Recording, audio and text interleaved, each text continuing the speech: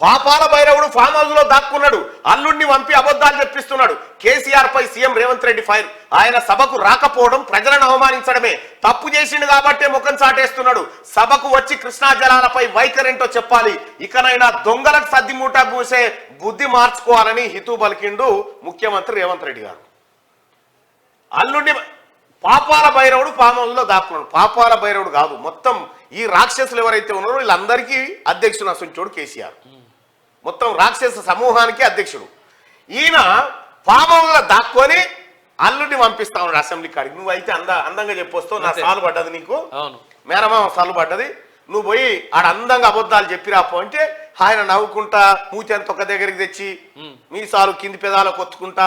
ఇక ఆయన డ్రామా, ఆయన కథ, నీ లలిత కళలు తెలివయా? కేసీఆర్ పై సీఎం రేవంత్ రెడ్డి ఫైర్ అయిండు. ఆయన సభకు రాకపోవడం ప్రజలను అవమానించడమే, ఆయన ఎన్నుకున్న గజ్వేల్ ప్రజలను కూడా అవమానిస్తా ఉన్నాడు. Leader of the opposition party అన్నప్పుడు ఆ మొత్తం రాష్ట్రంలో ఉన్నటువంటి ఆపోజిషన్ వర్గాలను కూడా ఈయన అవమానిస్తా ఉన్నాడు. కేసీఆర్ దీనికి పనికిరాడనేది అర్థమైంది. ఇక్కడ తప్పు చేసింది కాబట్టే ముఖం చాటేస్తున్నాడు. కేసీఆర్ ఎందుకు అసెంబ్లీకి రావడం లేదు ఒకసారి పోల్లో చూసుకుందాం.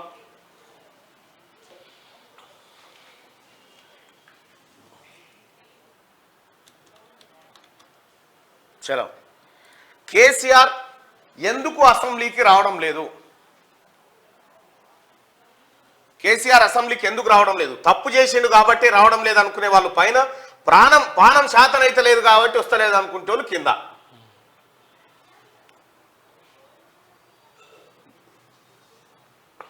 ముఖ్యమంత్రిగా 10 ఏళ్లు పాపాలు చేసిన కేసీఆర్ ఇప్పుడు ఫామ్ హౌస్ లో దాక్కున్నారని సీఎం రేవంత్ రెడ్డి ఫైర్ అయ్యారు. ఆ పాపాల భైరవుడు అసెంబ్లీకి వచ్చి కృష్ణా జలాల విషయంలో ఆయన వైఖరేంటో చెప్పాలని డిమాండ్ చేశారు. కేసీఆర్ చేపల పులుసు కోసం ఆశపడి మన నీళ్లు దోచుకపోవడానికి ఏపీకి అలుసు ఇచ్చారు.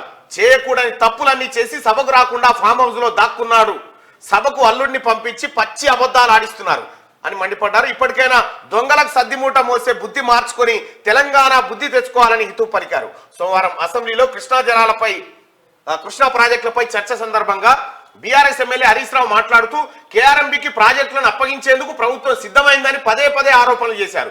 ఈ క్రమంలో హరీష్ రావుకు సీఎం రేవంత్ కౌంటర్ ఇచ్చారు. శ్రీశైలం నాగార్జున సాగర్ ప్రాజెక్టులను కేఆర్ఎంబీకి అప్పగిస్తామని ఒప్పుకున్నదే గత బీఆర్ఎస్ ప్రభుత్వం అని ఆయన మండిపడ్డారు. అప్పటి సీఎం కేసీఆర్ కు ప్రిన్సిపల్ సెక్రటరీగా ఇరిగేషన్ ఇన్ఛార్జ్ సెక్రటరీగా ఉన్న స్మితా సబర్వాల్ గతేడాది డిసెంబర్ 1వ తేదీన కేంద్ర ప్రభుత్వానికి రాసిన లేఖను ఈ సందర్భంగా సభలో చదివి వినిపించారు. ఇంకా ఏ మాత్రం సిగ్గు అనిపిస్తలేదు హరీష్ రావు కూడా. చెప్పే అబద్ధాలు దొరుకుతూనే ఉన్నాడు, పక్క అడ్డంగా నిలువున దొరికిపోతూనే ఉంటే ఇంకా మా మామని ఇంకా ఏం కాపాడలేవు. ఓ రకంగా చెప్పాలంటే మీ మామని ఇరుకున పెడుతున్నావు నువ్వు. కాళేశ్వరం ప్రాజెక్ట్, కాళేశ్వరం మొదటి ఫలితం ఎవరికి దక్కుతుంది అంటే మొదటగా సూర్యాపేటకే దక్కుతుంది, ఏడిపోతే ఆడ దక్కుతుంది అన్నాడు. ఎవరికి దక్కకుండా అయిపోయింది అది, ఎవరికి దక్కకుండా అయిపోయింది ఆడ. అబద్ధాలు చెప్పుట్లా హరీష్ రావు అంత గొప్పోడు. నిన్న అరుస్తా ఉన్నాడు. ఏమని హరీష్ రావు అసెంబ్లీలో ఓ ఓ ఓ ఇది అది అని అంటా ఉన్నాడు. ఆ పెట్రోల్ పోసుకున్నప్పుడు అగ్గిపెట్టే కోసం కూడా గంతే గట్టిగా అరిస్తే దొరుకు అగ్గిపెట్టే, గట్టిగానే దొరికే ఇట్లా ఇసిరేద్దురు అగ్గిపెట్టిగా వాటని. ఈడ అరిసినట్టు గాడు అరిస్తే సేమ్ అంతే స్పీడ్తో అగ్గిపెట్టి వచ్చేది, తట్టుకున్న గీక్కుంటే వచ్చిపోయేది. నువ్వు పెట్రోల్ యాక్టింగ్ చేసి 1200 మందిని చంపినావు హరీష్ రావు. ఆ పాపం నీకు ఉత్తగానే పోదు.